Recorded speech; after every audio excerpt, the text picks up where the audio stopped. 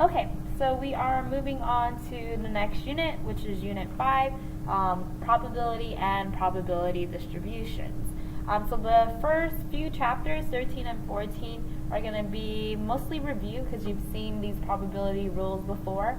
A lot of it we've talked about in geometry. Okay, so the first thing I want to do is just define what experimental probability is. Okay, so this is the actual probability of an outcome in an experiment. Okay, now probability is basically just what's the chances of something occurring.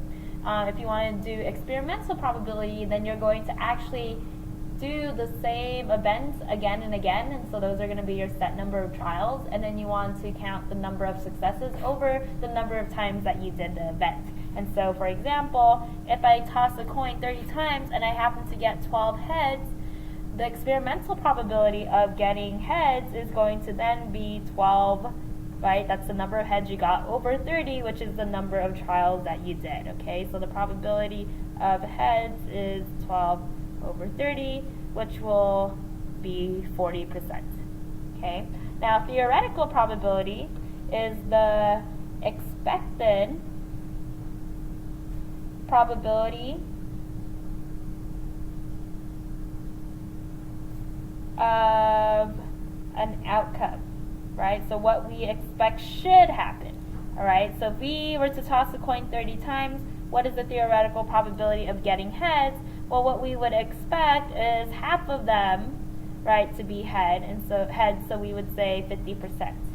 Now we have another important law for us when we are dealing with probability. It's known as the law of large numbers, and basically what this law tells us is as the number of trials increase, Trinity Rose, please come to the front desk. the experimental probability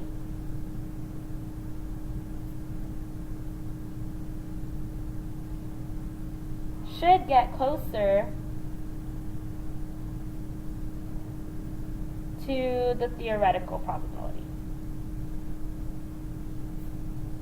Okay, so if I were going to flip a coin, say maybe 10 times, right? So let's say I had 10 trials, I might get like 8 out of 10 be heads, right? So that's 80%.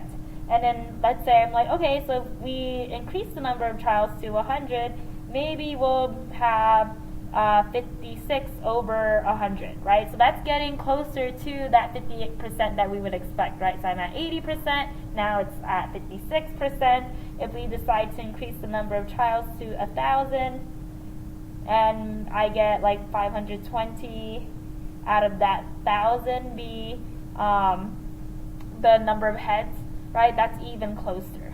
Okay, so we're first at 80%, now we're at 56%, and now we are at 52%, right? We're getting closer and closer to what we would expect, which is that 50%, okay? Now the sample space is the list of all possible outcomes, right?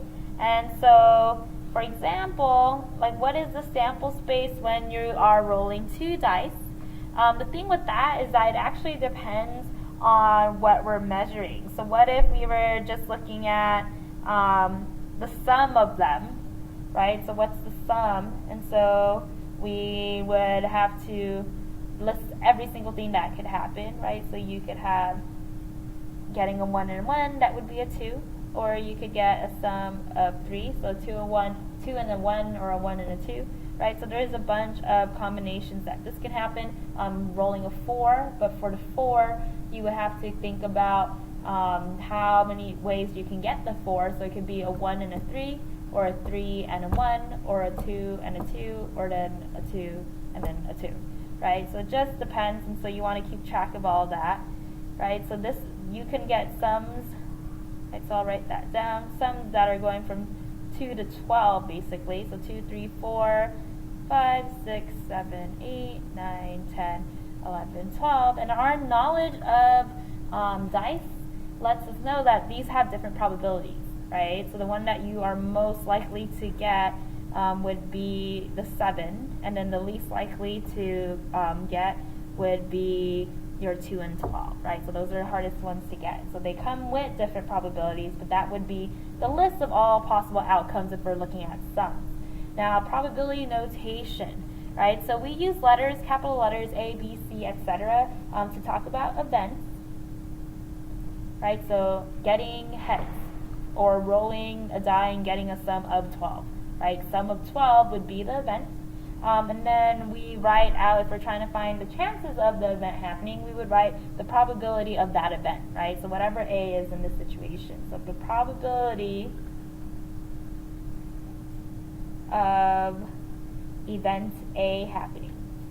Now, we've actually already started using this notation when we were working with the normal model, right? We would ask ourselves, okay, what's the probability that X is going to be less than 120? And then we were saying, okay, X is just the number of hours maybe a light bulb lasts. So what's the probability that a light bulb lasts less than this many hours, right? So this notation isn't new to us. We've seen it before. And then S, when you see the letter S, that's just our sample space. So that's going to just change depending on what exactly is the scenario that we're looking at, okay? Now, there are 3 basic probability rules, right, that are super important to us. The first one, right, is the fact that probabilities have to be between 0 and 1, right? And they could include 0 and they could include 1. So if you have a probability of 0, then you're saying it is impossible for this to happen. If you have a probability of 1, then you know for sure it's going to happen. It's like a 100% chance. Now, there is no such thing as negative probabilities, right? No one says there's a negative 30% chance it's going to rain, and you don't say there's a 110% chance that it is going to rain, right? So this is the domain in which probabilities exist. If you were to add all of the probabilities in the sample space, then that probability will be 1, right? 100%. So all of the probabilities of the outcomes have to be 100%. Otherwise, you know that you're missing some. And then, I defined it up here, A complement stands for the complement of an event not happening, right? So the chances that something doesn't happen. And so what we know is the probability of A complement should equal 1 minus the probability of A happening. And so think about the normal model, right? So again, this is not new. We've actually been using it. So for the normal model, it found us the probability that was below. And then if we wanted the probability above, then we would just take the probability below and subtract that from 1 to get the other side, right? Knowing that the area underneath the curve would be 1, right? So it's the same idea. We are taking the complement. And so here's that in action. So if the probability of hitting a home run is 30%, what's the probability of not hitting a home run? So we know that the probability of getting a home run is going to be 0.3. I want the probability of not hitting a home run, so that's home run complement, right? That's just going to be 1 minus the probability of the home run. So 1 minus 0.3, which we know is going to be 0.7. Right? And this is something that could have been done with your head. So if the chances of it happening is 30%, then you know the chances of it not happening would be 70%. Okay? But this is the math that's behind it. Let's go ahead and take a look at another example. Right? So if we read this, there are only 8 different blood types, and we want to fill in the chart below. Okay? So there's a 16% chance that you're A positive, 14% chance that you're A negative, and then you can read the rest of the chart. Now, if this is the only 8 possible things that can happen, that means that all of these probabilities have to add up to 1, right? And so what I would need to do to be able to find that question mark is that I need to add these probabilities together and see what's left over.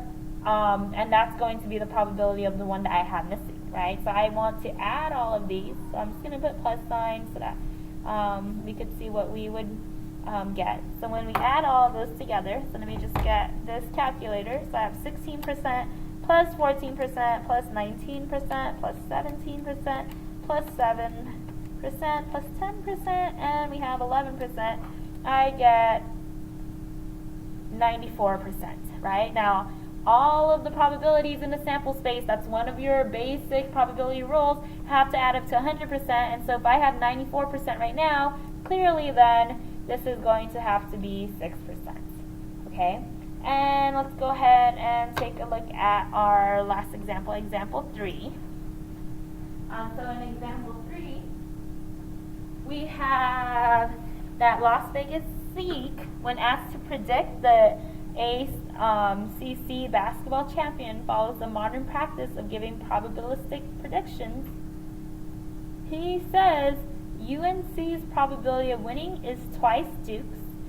North Carolina State and University of Virginia each have a probability of 0.1 of winning, but Duke's probability is 3 times that. No one else has a chance. Now the question is, has Zeke given a legitimate assignment of probabilities to all the teams in the conference? Why or why not? Okay, so let's go ahead and figure out what the basic probabilities we have. So the probability of North Carolina, I'm going to write that down.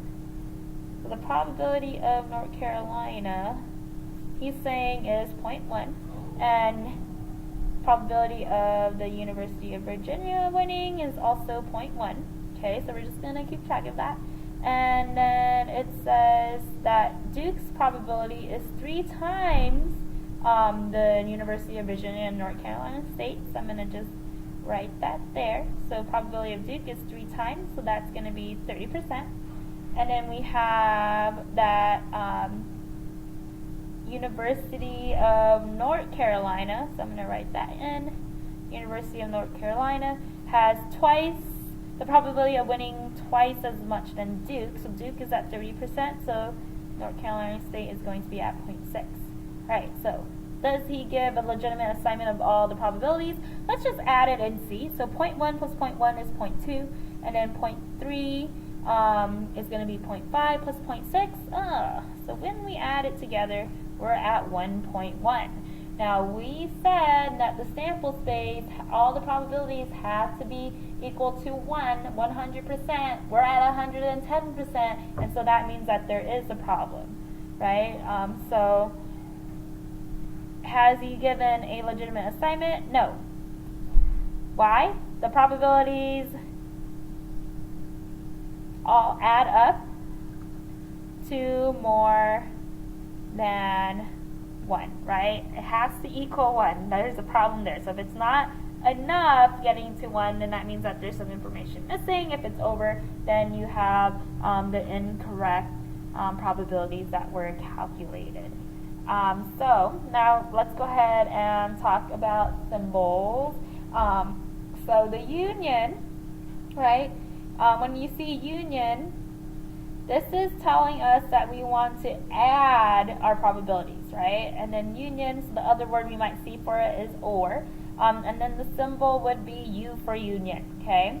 And then the intersection, we're looking specifically at the overlap between 2 events, right? And the word that you're going to see often is and our symbol for that is going to be the intersection, right? So we're doing an upside down U. So we want to be able to differentiate between those 2.